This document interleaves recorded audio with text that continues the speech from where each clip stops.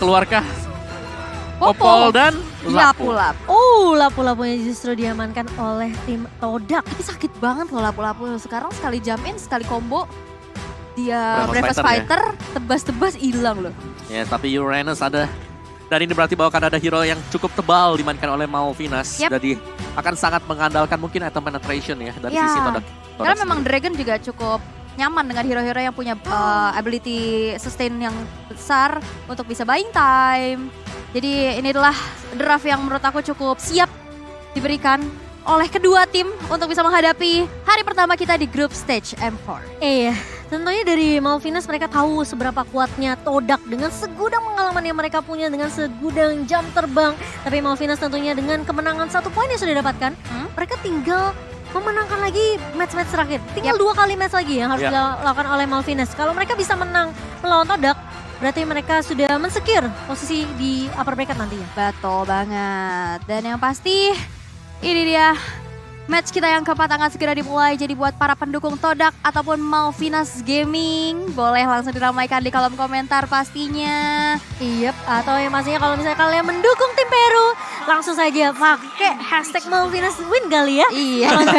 Nah, kita akan melihatlah seperti apa untuk match keempat antara tim Todak melawan Malvinas Gaming. Ternyata di sisi Ciku tidak akan menempati posisi mid lane, tapi kembali ke role Ini ya. sebelumnya ya. Ya inilah se-fleksibel itu. Jadi mungkin nggak bisa kepredik ini bakal di mid atau bakal di gold. Dan menurutku itu poin plus banget ya buat Todak sendiri karena mereka memang bisa memainkan ya fleksibel balik lagi. Sesuatu yang fleksibel yang bakal sulit untuk bisa dicegah oleh tim lawan sendiri. Dan wow, ini di XP ternyata ya buat Cikunya. Oke. Oh wow. Ciku di XP. Ciku di XP, di Iya. goldnya diisi sama Lapu-Lapu. Oke. Karena mungkin emang mau nahan Dragonnya biar nggak terlalu bisa menangin lane nggak sih?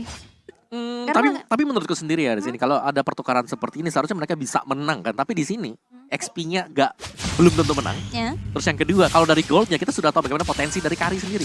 Yap. Selama belum level 4 dari Lapu-Lapunya, belum punya Breakfast Fighter, Kari akan bisa memberikan pressure yang lebih ke arah Lapu-Lapu. Itu cukup menarik sih dengan pertukaran lain yang dilakukan oleh Ciku ya, menuju ke arah XP, atau mungkin dia pengen manfaatin ya udah kita ambil gold lane di area bawah. Mungkin masih bisa untuk lebih memenangkan dari segi minion laning ya. Jadi lebih clear, lebih cepat dibandingkan seorang Dragon. Dan dia bisa dapetin turret gold di bawah menit kelima. Iya, karena Dragon juga tipikal dengan adanya hero yang bisa melakukan cutting minion. Jadi benar-benar ditahan banget, apalagi Popol Kupa ya, dia summoner, dia punya kupanya. At least clearing bisa lebih cepat sih. Mungkin akan lakukan pertukaran lane nanti setelah gold lane gold di bawah ini bisa dirontokin sama Ciku. Tapi dengan pergerakan di mana Yamski sudah mulai mengarah ke area bawah, Stepi juga udah mulai join rival. Kali ini bakal coba untuk mendapatkan 1 gold turret, tapi dan first blood jatuh ke tangan seorang rival dengan 1 buat quad shadow yang sangat amat baik dari seorang rival. Karena tadi shadow kill udah dipakai di area mid. Jadi dia tinggal quad shadow aja untuk langsung nge-cut ke arah seorang Dragon. Dan first blood didapatkan by Infinix oleh seorang rival. Yap, ini menjadi keuntungan besar juga, dan sekarang hilangnya 1 player tersebut menjadi kesempatan untuk teman-teman Todak bisa mengeksekusi objektif turtle yang pertama dengan cukup mudah tanpa ada kontes, dan turtle berhasil diamankan by UBS Gold. Wow, sementara dengan pressure yang terus diberikan oleh Todak ke area bawah ya. Ini tinggal sedikit lagi sebenarnya dari turretnya. Tinggal gimana permainan dari Todak ini jangan sampai di-cutting balik sama Malvinas. Karena Dragon terpaksa dia harus lagi-lagi mundur 3 pemain di area bawah. Dan langsung recall dari seorang Cikunya. Dan bakal ada soft lane pastinya ya, karena dari Chico sendiri karena dia stay di gold, di XP lane, berarti bahwa dari level dia udah besar, dia sudah cukup unggul dan akan melakukan swap terhadap Lapu-Lapu. Di mana Lapu-Lapunya dari Momo langsung crossing juga bakal ke XP lane. Uranus level bertahan di angka 4 dan bakal dari turretnya juga sudah hilang. Tapi kali ini ditarik dengan Ivan Judgment dan langsung di-follow dengan cukup cepat kali ini. Shadow dengan Shadow Kill connect langsung, tapi Dragon yang akan tumbang di area midnya. Harley masih bisa mundur dengan Wings by Wings. Yes, itu dia satu buah flicker Divine Judgment. Meanwhile the top lane ada sebuah inisiasi lagi. Joel Crow berhasil untuk mundur, tapi Wave Dragon Ciku yang berhasil dipunish.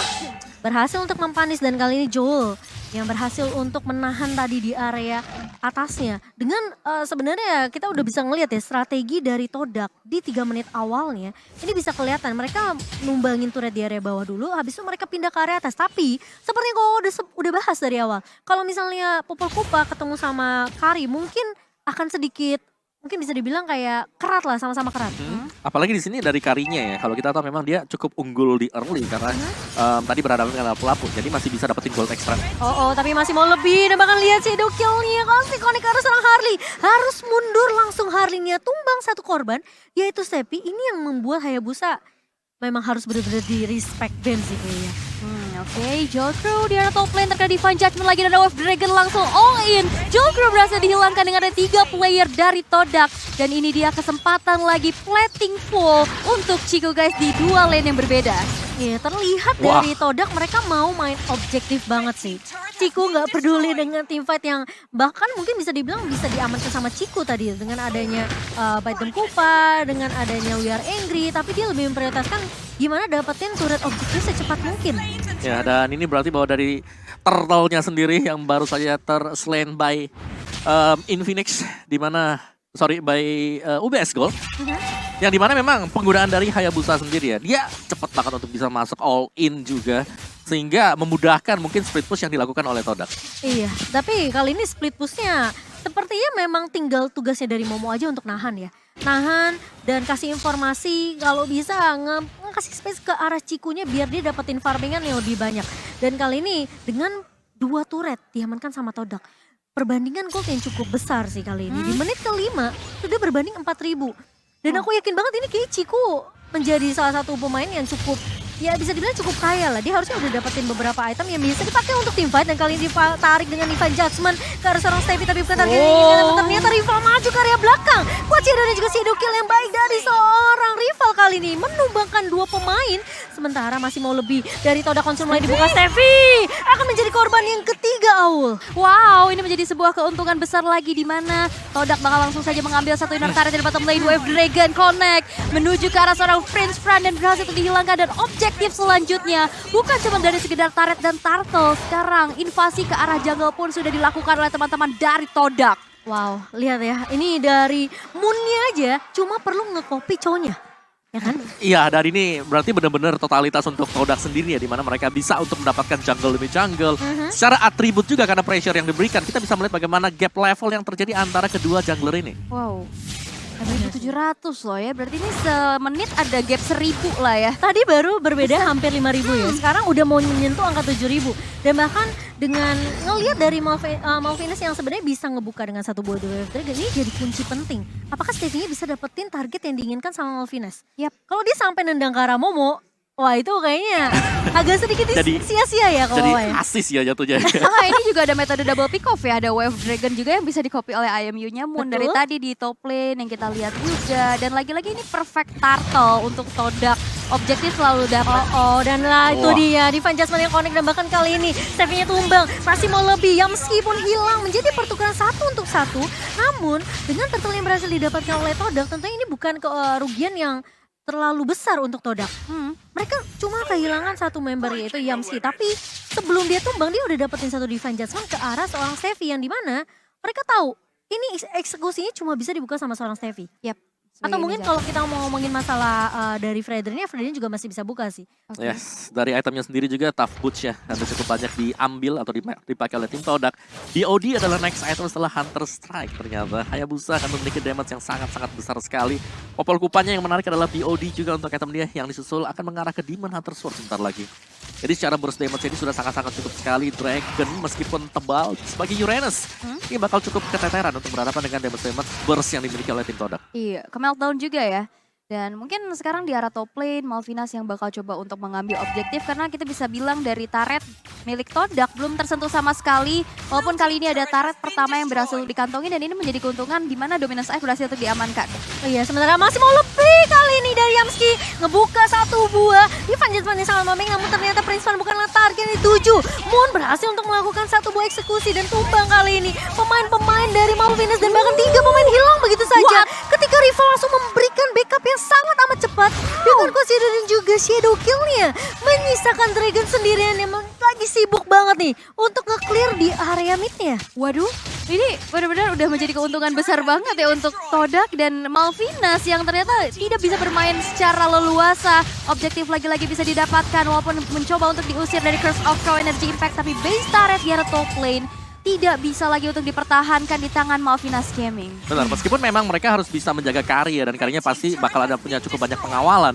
Namun kita tahu bagaimana pick off yang bisa dicuri juga tadi. Adanya Valentina, belum lagi dari Hayabusa yang memang bisa langsung melompat ke belakang, ini dia. Iya. PR utama dari Malvinas adalah bagaimana mereka bisa menghentikan rival yang rivalnya selalu masuk sebagai orang yang terakhir juga. Iya, dia sebagai finisher aja sih dari rival sendiri. Dia tinggal nunggu inisiasi yang dibuka sama Todak, entah itu dari Yamski, entah itu dari Moon yang tadi udah nge-copy The Way of Dragon-nya seorang Steffi.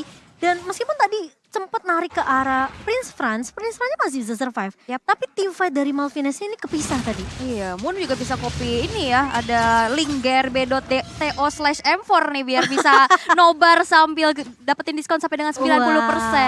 Bener banget, dapetin diskon ya kan, ngemil gitu kan, isi Asik. perut sambil Tahun nobar. baru.